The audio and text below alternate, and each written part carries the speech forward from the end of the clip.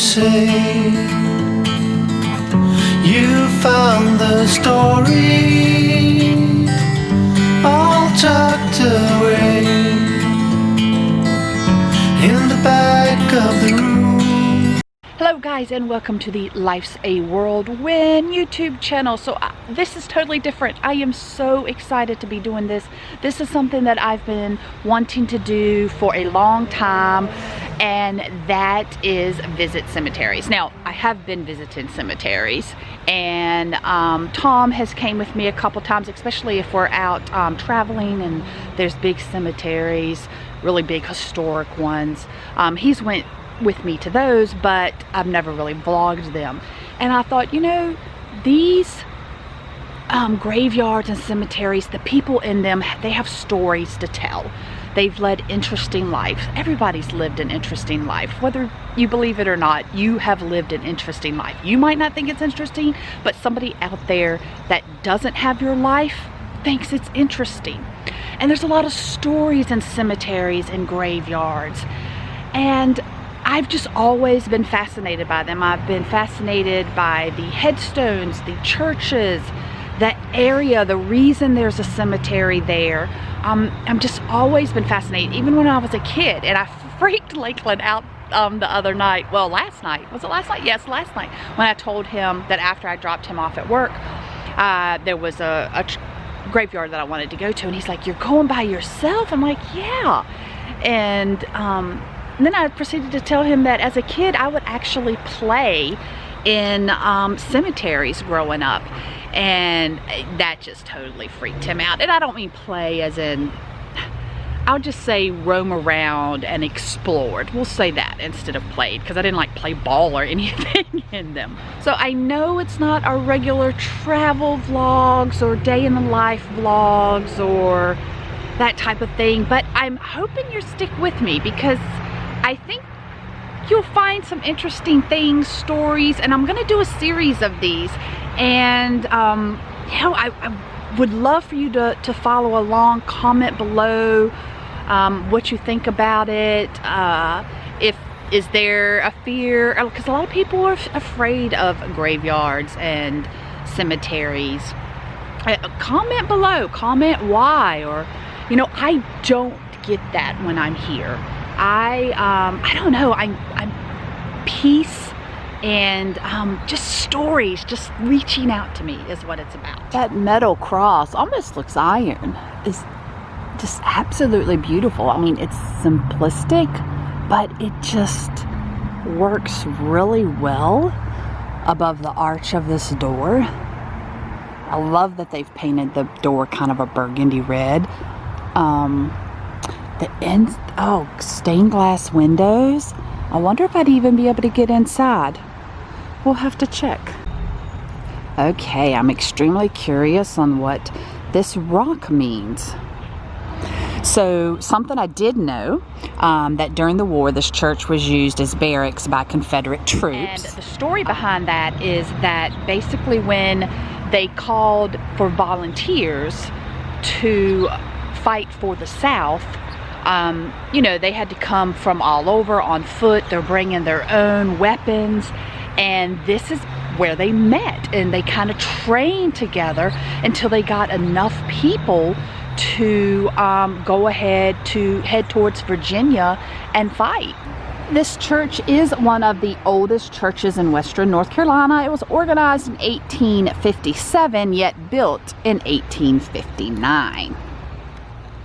Not quite sure on the date that they started actually burying people here, but the oldest grave marker dates to the 1860s, although there's a lot of unmarked graves in the old section that are probably even older than that. I'm so incredibly excited. So I just met someone that works for the church. Poor thing, it's only her second day, and I was bombarding her with questions. One of my questions was, do you know where the old well is on the property? And she thought for a second, and she's like, "Oh, it's inside the church." And I'm like, "What?" And so, yeah, so the church had to build around it when it expanded at some point, and it's inside the church. Unfortunately, with the virus, I can't get inside the church like they're doing like live streaming services. They're not even having services inside. So I can't get inside the church. But she said she would send me a picture of it, which I'm totally excited about seeing.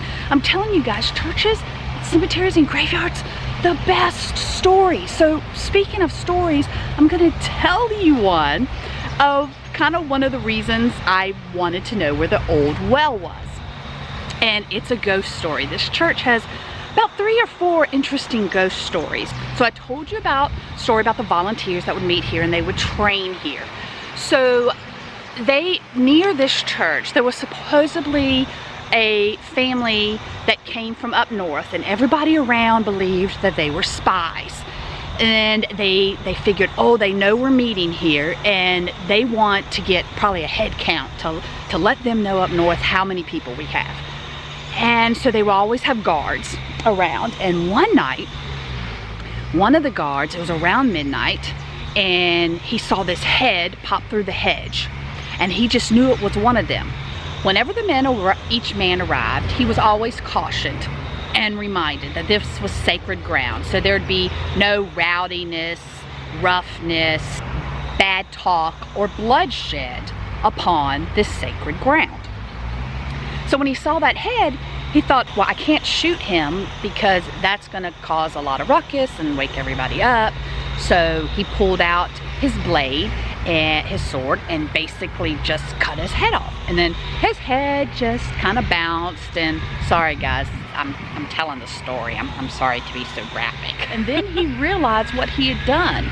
He had shed blood on this sacred ground. So he thought, oh my gosh, I have to hide what I've done. And immediately when the head came off, the body ran to its white horse and trotted off. Like the body was on the horse. So you get where I'm going with this, right? There's a headless horseman ghost story. That's what this is. How appropriate that I have sirens in the background. Okay, so back to the story. So he took the head.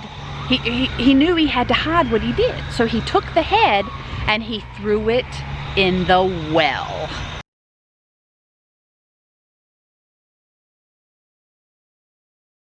He waited for that head to fall 60 feet until he heard the sloosh of the head, and then he went on. Because the blood was easy to cover up. Just a few leaves and take his foot and kind of shove things around, and that was it. So the story goes that sometime every summer, somebody spots that headless horseman riding up on his great white mare looking for his head. And that is the story of the Calvary Headless Horseman. Now, are you ready to check out some graves? And if you're a Washington Redskins fan, stick around. I have something special for you. I am in the part of the old cemetery. So these should have some of the oldest graves. Now, I do know that the name Blake, I think, was a well-known, possibly prestigious name around here back then. Oh, just look how the moss has grown on this cross and just makes it breathtaking. The only sad thing is that back then it's like they just, you know, maybe they didn't do it quite deep enough, engrave it quite deep enough, although in time the stone starts to weather. So of course it's always hard to read the description. Well, I found the last name Fletcher. So this church is actually located in Fletcher, North Carolina. So these obviously were some prominent people. So on this marker, 1920, they actually put some scripture. And a lot of graves, even today, gravestones will have biblical scripture. Always sad to see this when the marker breaks apart. I just read this one and it literally gave me chills. So he was a colonel in the Coast Artillery Corps, United States Army. He was born in 1866, died in 1927, and the inscription is, "I have fought a good fight. I have finished my course. I have kept the faith." I literally want to cry right now. There's another person to honor. He was in the U.S. Navy. I don't know when this was put here. This person passed away at age 80 in 2015, but it's held up pretty good. There's just some mold down at the bottom. I like this because you see his face. You know who is here. I'm really surprised that this one has held up as long as it has because, you know, everybody wants to be, not everybody, but it's symbolic to be buried underneath the tree. Well, when this person was buried in 1925, this tree was a lot smaller and it wasn't bumping up against it. So I'm actually surprised it's held up this long because of the roots, like going up underneath the tree. Wow, this is a very majestic tree. The Beals here have their whole family basically listed. I love how they've put where he was born in Washington, D.C., 1845. Born in Richmond, Virginia in 1849. And tells you where they died. Both died in Arden. And then sons and daughters. So my new friend here at the church has went in and she's looked up what section I'm looking for who I'm looking for. So I'm in that section now and I'm on a quest. Oh, this is an awesome sentiment. So they actually put a bench here for Miss Pamela. She died in 2007. All things bright and beautiful, all creatures great and small. Doris is missing her flowers. These are nice words to this doctor. Our dearest Irv lived soberly in his works, to love, to heal, and to console. So, I wonder when the L was put here. This one right here is Lungsford. There's the other L. So, one L is right there on that side of the tree.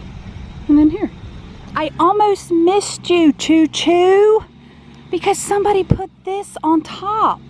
I'm going to have to move it. All right, you guys want to know who I'm talking about? Charlie Choo Choo Justice. He was born in 1924 and died in 2003, and he played for the Washington Redskins. So he played until he was permanently injured and couldn't play anymore.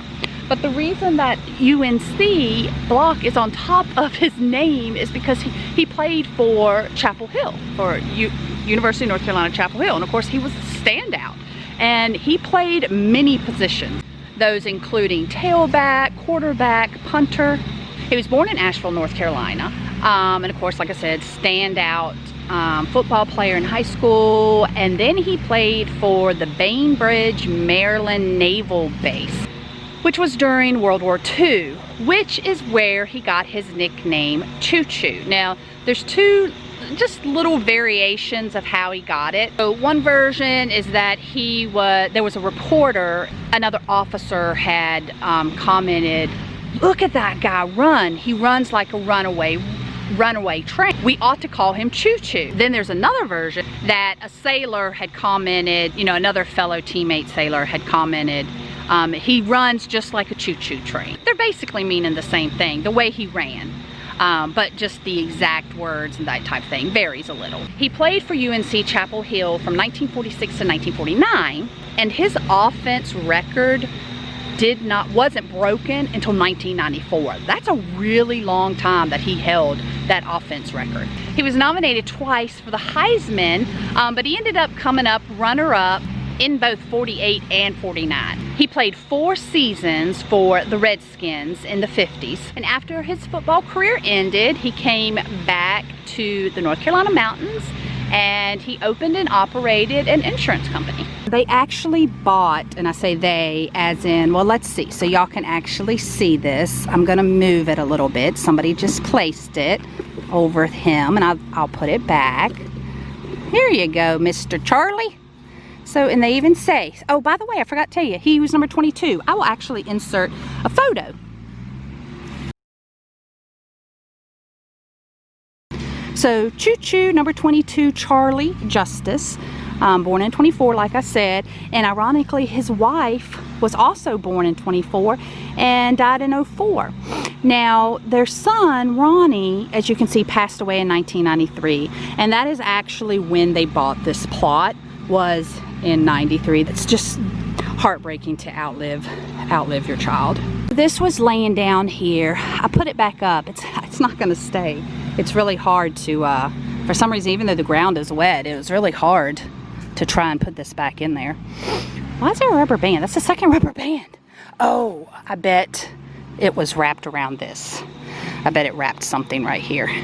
There we go. Speaking of UNC, Chapel Hill, their colors, as you can vaguely see, is kind of a light blue, what they call like a Carolina blue is what they call it. The vault around his casket is actually Carolina blue. This is so wonderful. Okay guys, so today is July, I'm not sure, 7th maybe, I lost track of time. So we just had 4th of July. Obviously, these are brand new. And look, she was born and died in 82, you know, an infant. And somebody is still bringing her flowers, and it has a little pinwheel because she's a child, an infant. I'm gonna blow. Oh, come on, little pinwheel. There we go. Oh my gosh. And here, I'm gonna guess this is her sister, and her pinwheel was just blowing. So she, oh my gosh, and she was born July 4th, so 2 years after Norma over there. Wow. Oh wait, this gets even sadder. I literally have chills. She was only 15. I just realized that. How horrible. Oh my goodness, her poor parents. Their poor parents. I have not even explored a quarter of this graveyard, and it's not huge in comparison to some other ones, but I've been here a really long time, and I still have to go get groceries and run some other errands before I pick Lakeland up from work. So I'm going to end up having to come back. What you've been hearing the entire time I've been here is him chopping up the stump on this tree. He's been quite busy because it looks like he chopped up another stump here. So guys, do you know what that gentleman's job description is? He is called a sexton. One who like takes care of basically a church property. There's actually no inscription left on this one whatsoever. It's completely worn off. Ugh. Ooh, that's like iron right there, that black thing. This one's pretty. They put some expense into this one with the whole mountain church scene here. Peace in the valley. Sorry, I hit the tripod and made it jump. We have another picture. So this gentleman died July 1st, 2019. And there he is. Well, hello, Mr. Thomas. Okay, this one makes me so sad because it just says wife. So I don't know, is it Harry Keller's wife? I guess it is because these two are already husband and wife together. But it makes me sad because his wife had a name and it's not here, it's just wife.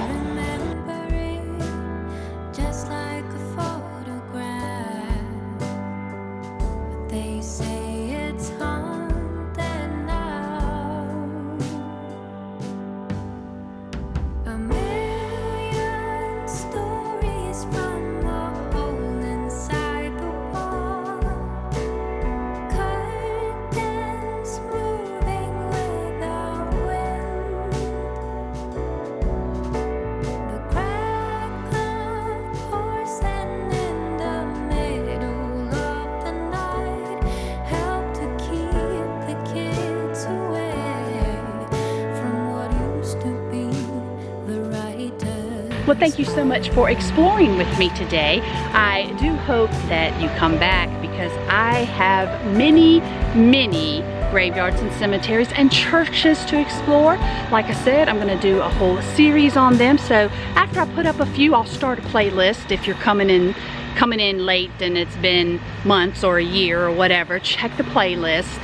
And don't forget to check out our family vlogs. We do a lot of traveling, a lot of theme park excursions. And I hope you hit that bell notification so you know when I upload, because I don't upload on a certain schedule.